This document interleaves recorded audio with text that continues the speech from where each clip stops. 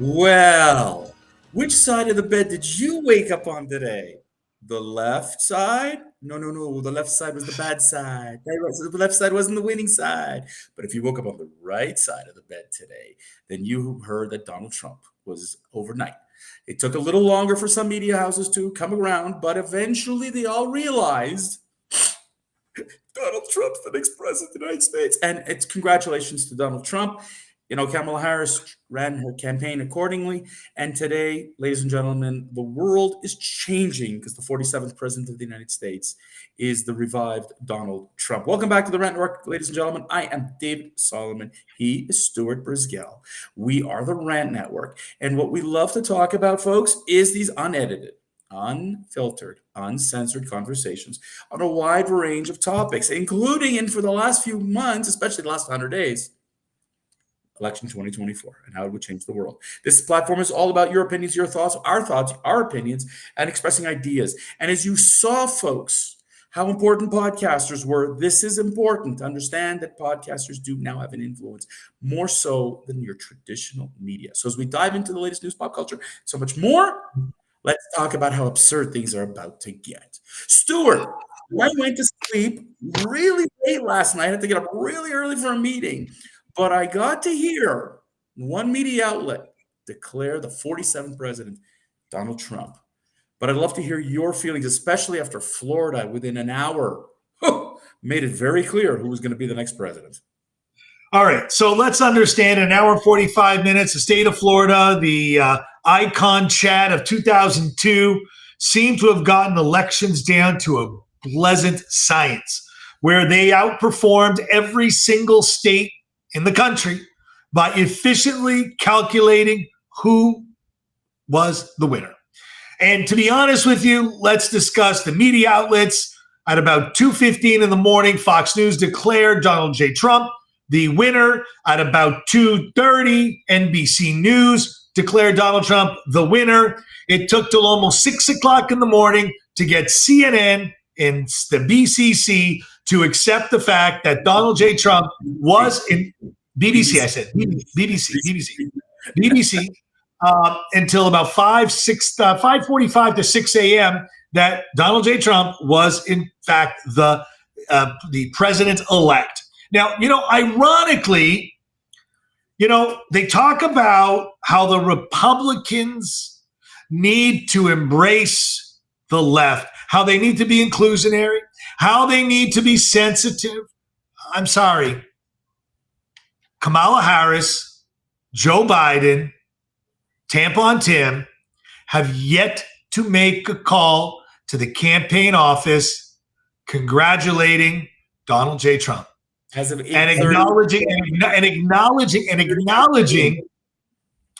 acknowledging the facts.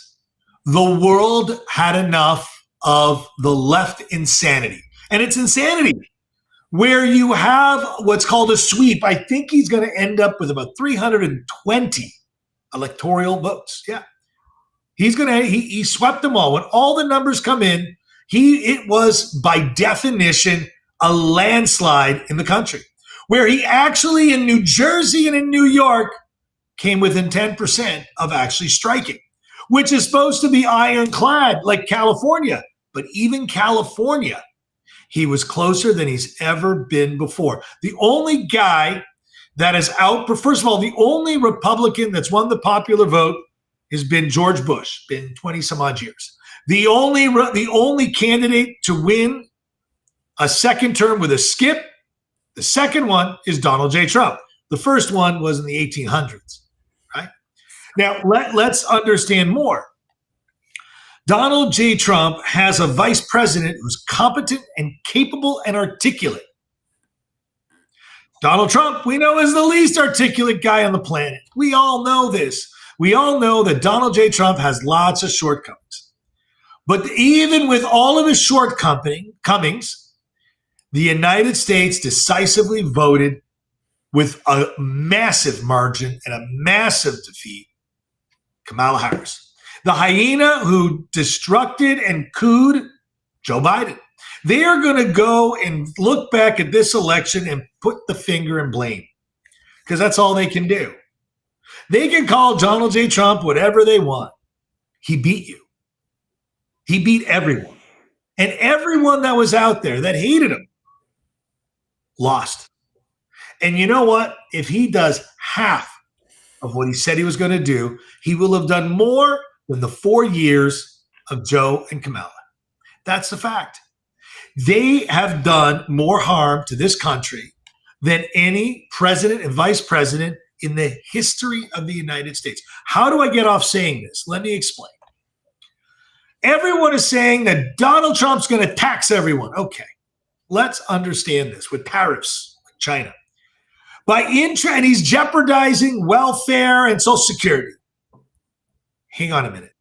When you have 20 million to 30 million immigrants being paid to play out of money that belongs to welfare, Social Security for American citizens, you're bankrupting the system, which was their goal.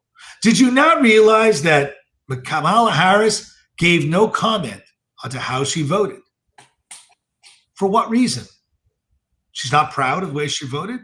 They aren't proud at all. They sent their people home. That we'll be back to you in the morning. Well, sorry, guys. It's 8:40 Eastern, and they're all in Eastern time zone, yet no one has bothered to come to the press. No one has come to say, hey, you lost. Now, what I think needs to come of this is that the media needs to be put in a leash.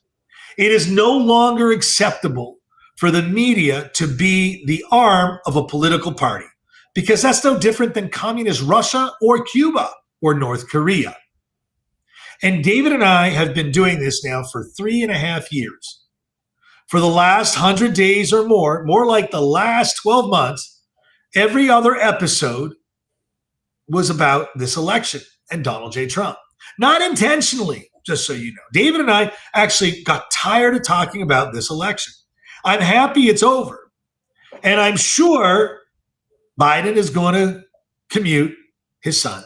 I am sure they are not going to go away into the sunset like a loser should. And they are not going to lose graciously. Because even when CNN tries to figure out all the errors of the Republican Party and Donald J. Trump, it was all licking their chops. And I watched Clapper clap his putts.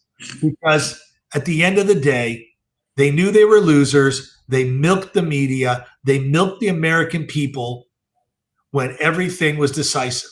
At 1:15 in the morning, through the numbers and what was possible in electoral votes based off of percentages in history, I actually declared. In fact, I'm curious if it was 1:15 or before. And I am going to tell you, because I think it's important to know, because I initially rattled off when this was done. And I believe it was about 1:15 in the morning, between 12:45 and 1:15. I knew this race was done. It was over. He had won 277 votes. I didn't get the landslide. I didn't know that. That was something that came far after. But the fact that he won is final. Kamala Harris, pack your bags. Irony is, you're the one that's going to have to sign the paper when he takes power. I think it's ironic you have to face the man that destroyed you at every single turn, where you have no victory against him in any single venue. And you're going to go down in history as the dumbest vice president in history, who's a loser, who lost, who can't even graciously accept the fact that you've lost. I'm not doing na-na-na-na-na to all of those Democrats that we have listening to us. I know David has some friends that are hardcore Democrats, and I feel bad for them because they really just never understood what the Democratic Party of the 21st century stands for, where the people who are the workers and not the elite, like some of the friends that David and I have, because they're elites. They're well financed, they have money, and they live on the right side of the tracks, have no idea what the people on the left are dealing with, for the most part. There is the odd exception.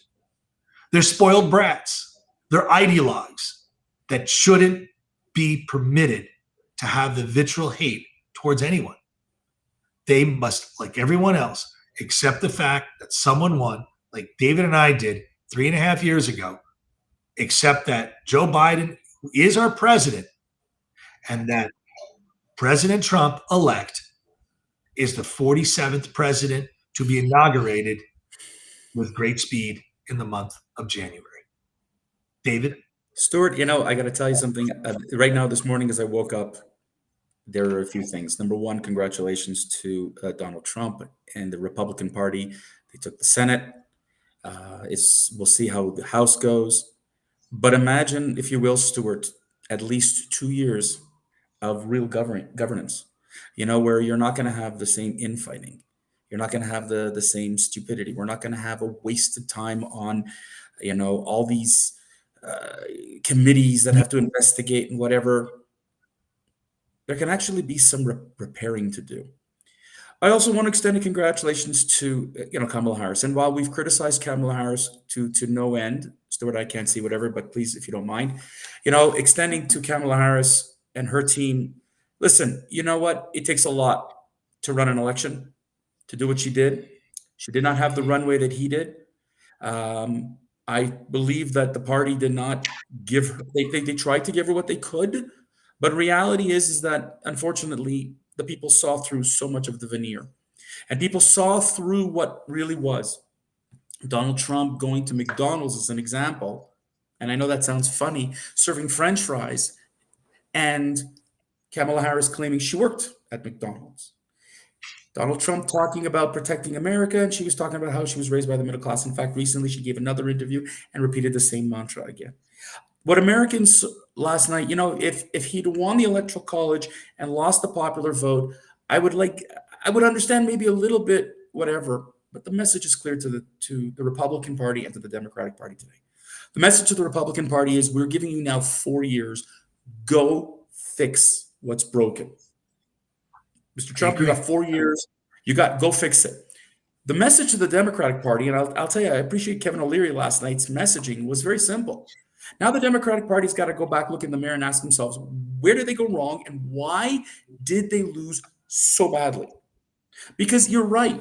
Even in New York State, she didn't win overwhelmingly. Jewish vote in New York, by the way, as of late last night, was only 55% for the Democrats. That was low. Jews overwhelmingly vote Democrat.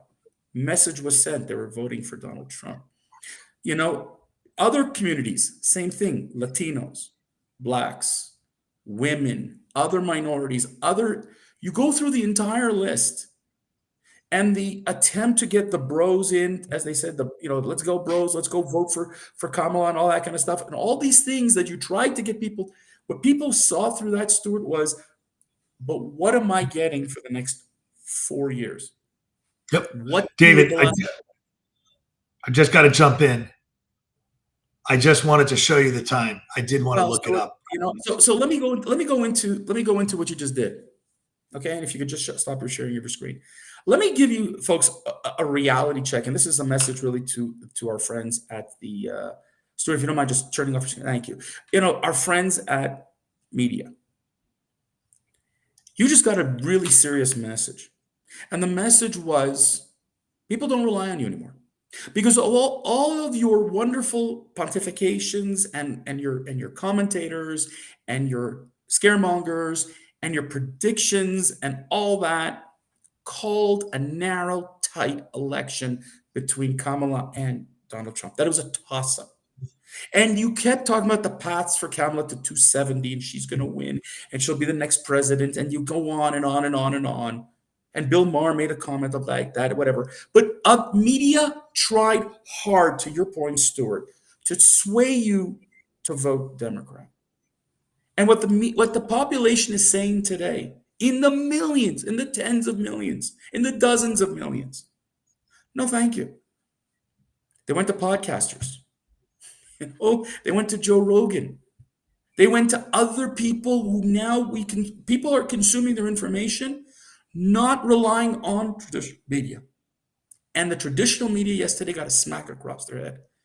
Wake up, people, because the American population and by extension other populations are going to do identically. They're not going to listen to you anymore because you misrepresented the realities. The podcasters, we talked about this. Donald Trump sat for 3 hours with Joe Rogan. JD Vance went out and did the same thing. And Kamala did a few podcasts, and I give her credit. But the reality is people were listening to the unedited, unfiltered version that we bring here, and not the lies, and the spins that the media have done. So, ladies and gentlemen, as I wrap this up today, here's the reality check for all of us. Democracy won. Democracy showed itself in strength of numbers last night and will continue as they seen. Never seen before. Never seen before. Yep. And one thing I will tell you is while I agree, you said, Kamala didn't, congratulate her. I welcome the various leaders around the world, to congratulate many leaders, including the Prime Minister of Canada, Benjamin Netanyahu in Israel, and others who immediately and quickly congratulated Donald Trump because they understand right now what needs to be done. And folks, we will have other podcasts in the future to talk about this. But ladies and gentlemen, democracy is safe. With all the vitriol, with all the comments, democracy proved itself that it is solid, and we'll be back here again on a presidential election in 4 more years. Stuart, last word to you, my friend.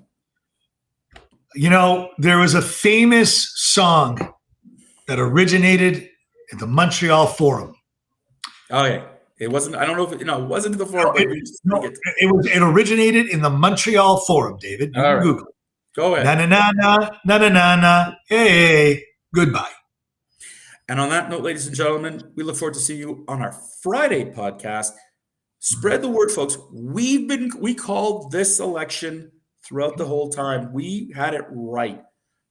Share this with all your friends, folks, if they didn't believe it till now. But tell them to listen to our podcast because we'll be there for you guys for more period of time.